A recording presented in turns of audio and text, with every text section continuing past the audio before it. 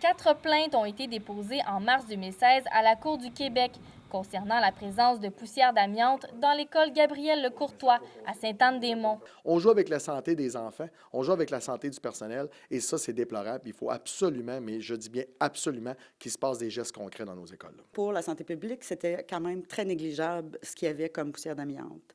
Cependant, pour nous, ce n'est pas négligeable.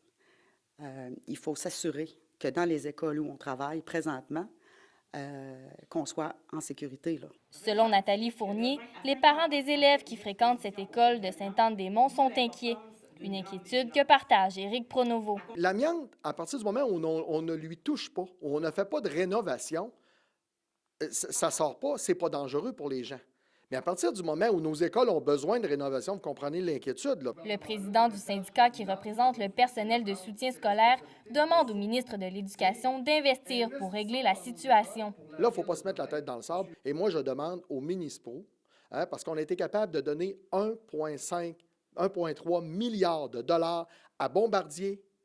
On n'est pas capable d'injecter de l'argent dans nos écoles au Québec.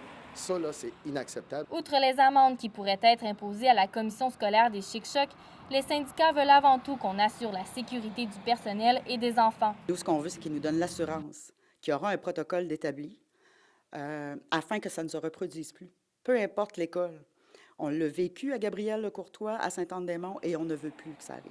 Les audiences devant la Cour du Québec se dérouleront du 4 au 6 avril, suite à quoi un verdict sera déterminé. La commission scolaire des Chic-Chocs n'a pas voulu commenter l'affaire tant que le jugement final ne sera pas rendu. Stéphanie Collin, Gaspé.